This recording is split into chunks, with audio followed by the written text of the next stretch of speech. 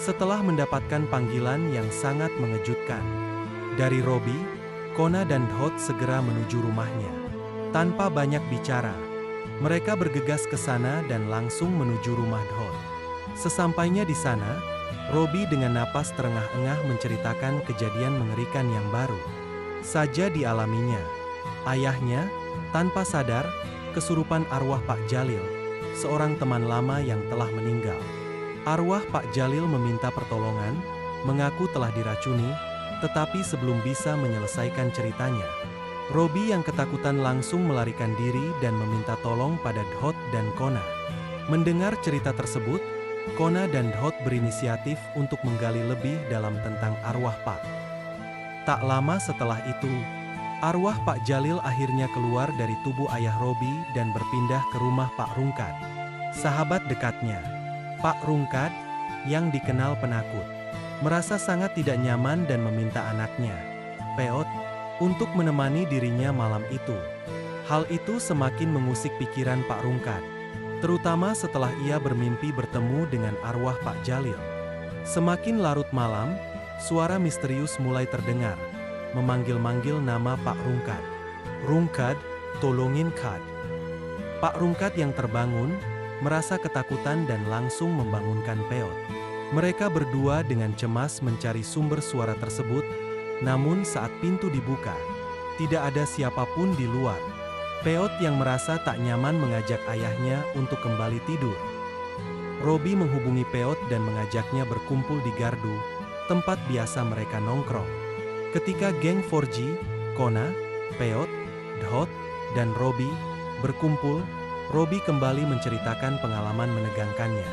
Tak disangka, Peot juga mengaku bahwa ia dan ayahnya diteror oleh arwah Pak Jalil semalam. Mereka semua sepakat untuk mencari tahu lebih dalam tentang kematian Pak Jalil, yang tampaknya sangat mencurigakan. Saat diskusi berlangsung, Pak Rungkad datang dengan wajah gelisah, mengungkapkan rahasia besar yang selama ini disembunyikan. Ia mengetahui siapa Dewi sebenarnya, perempuan yang dikenal oleh geng 4G sebagai sosok biasa. Ternyata adalah Nona Elin, anak dari mafia kelas kakap yang telah mengubah wajah dan identitasnya. Sebelum meninggal, Pak Jalil sempat memberitahunya tentang hal ini. Dewi, Nona Elin, diketahui memiliki ambisi untuk hidup bersama Bang Topan, suami yang kini tengah dijalani, bahkan dengan cara yang sangat kejam. Pak Rungkad menceritakan bahwa sebelum meninggal, Pak Jalil sering mencoba menemui Bang Topan yang saat itu adalah anak angkatnya. Dewi, yang takut rahasianya terbongkar, mengutus orang untuk meracuni Pak Jalil, yang akhirnya mengarah pada kematiannya. Geng 4G kini menyadari bahwa di balik kematian Pak Jalil, ada konspirasi besar yang melibatkan Dewi dan masa lalu kelam yang selama ini tersembunyi. Mereka menyusun rencana untuk membongkar kejahatan Dewi, yang kini dikenal sebagai Nona Elin. Setelah merencanakan segala sesuatunya, mereka mengetahui bahwa untuk menumbangkan Dewi, mereka harus mencari bukti kuat dan momen yang tepat. Meskipun menghadapi ancaman besar, geng 4G tetap mantap melanjutkan misinya. Dewi, yang sadar bahwa semakin banyak orang mengetahui rahasianya, semakin besar pula kemungkinan identitasnya terbongkar, mulai mengirimkan orang-orang suruhannya untuk mengawasi gerak-gerik geng 4G. Keesokan harinya, Peot menemukan petunjuk penting yang mengarah pada mafia yang berhubungan dengan Dewi. Geng 4G memutuskan untuk menyusun rencana lebih matang, membagi tugas masing-masing. Robbie mencari tahu lebih banyak tentang hubungan Bang Topan dan Dewi. Kona mendekati orang-orang sekitar yang mengenal Bang Topan. Dhot menyelidiki orang-orang suruhan Dewi, dan Peot mencari bukti fisik. Namun, langkah mereka ternyata tidak semudah yang dibayangkan. Peot dikejar oleh dua orang bertopeng saat menyelidiki sebuah toko obat yang diduga menjual racun. Meskipun berhasil lolos dengan luka kecil, Peot menemukan bukti penting. Sebuah nota pembelian racun atas nama samaran yang ia kenali sebagai orang suruhan Dewi. Setelah menunjukkan bukti tersebut kepada teman-temannya, Mereka sepakat untuk melapor ke orang yang bisa dipercaya. Namun masalah baru muncul. Siapa yang bisa mereka percayai? Melaporkan ke polisi biasa berisiko, karena kemungkinan ada orang dalam yang terlibat dengan mafia. Seorang mantan penyidik yang kini hidup sederhana namun dikenal jujur dan membenci mafia. Malam itu, mereka menuju rumah Pak Jatmiko yang sederhana dan terpencil di pinggiran kota. Begitu tiba, mereka disambut oleh Pak Jatmiko yang curiga. Namun setelah mendengar penjelasan mereka, ia setuju untuk membantu, meskipun memperingatkan bahwa mereka sudah berada di jalur yang sangat berbahaya. Sementara itu, Dewi mulai mengintai rencana mereka dan dengan penuh dendam, bersumpah akan membungkam mereka jika berani membongkar aibnya.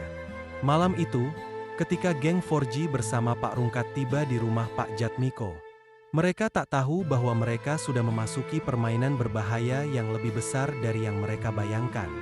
Malam itu, di rumah Pak Jatmiko, mereka menyusun rencana rahasia. Pak Jatmiko dengan tegas mengatakan, untuk menjatuhkan Nona Elin, kita harus menangkap Basah satu dari orang suruhannya, atau menemukan bukti langsung keterlibatannya. Rencana pun dibuat. Besok malam, mereka akan mengatur jebakan.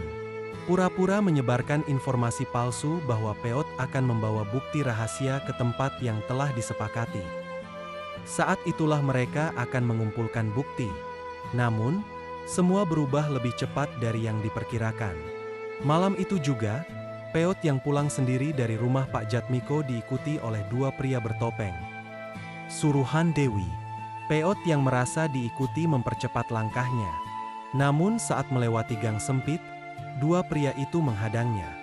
Dengan cepat, Peot dibekap dan diseret ke dalam van hitam yang sudah menunggu.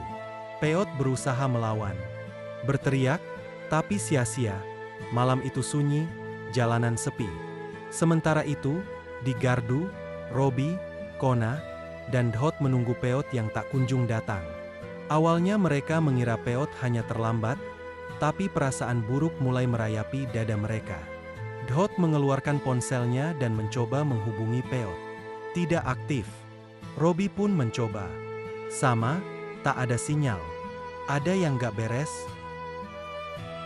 Pak Jatmiko yang ikut berjaga malam itu langsung tegang.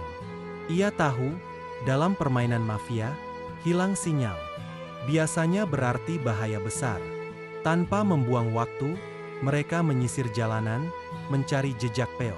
Tak jauh dari gardu, di dekat gang sempit, Robi menemukan sesuatu. Sebuah ponsel yang retak, ponsel Peot. Kona membungkuk, menemukan sesuatu yang lain. Bekas ban mobil yang tergesa-gesa berbelok. Pak Jatmiko langsung berspekulasi. Dia diculik. Kita harus bergerak cepat sebelum mereka membawa Peot ke tempat yang lebih aman bagi mereka. Di dalam van, Peot yang setengah sadar mencoba menghafal jalan. Ia memperhatikan belokan, lampu-lampu jalan, bahkan bau khas sebuah pabrik tua yang dilewati. Ia tahu, satu-satunya cara untuk selamat adalah mengingat sebanyak mungkin. Gani, pria bertubuh besar, mengancam. Tenang aja, bocah. Gak lama lagi kamu bakal diam selamanya. Tarno hanya terkikik pelan, menatap Peot dengan mata dingin. Kembali ke gardu, Robi, Kona, Dhot, dan Pak Jatmiko memutuskan untuk bertindak cepat. Dengan motor mereka membagi tim. Robi dan Kona mengikuti jejak ban menuju arah pabrik tua. Dhot dan Pak Jatmiko akan mencari bantuan diam-diam, menghubungi orang kepercayaan lama Pak Jatmiko. Mereka tahu, jika Peot sampai dibawa ke markas mafia, kemungkinan untuk menyelamatkannya akan mengecil drastis. Sementara itu, Dewi menerima laporan dari anak buahnya bahwa Peot telah diculik. Dengan senyum puas, satu persatu, mereka akan lenyap. Namun, ia tidak sadar bahwa geng 4G bukan anak-anak biasa. Mereka punya tekad, keberanian, dan kini, bantuan seorang mantan penyidik. Di sebuah gudang tua,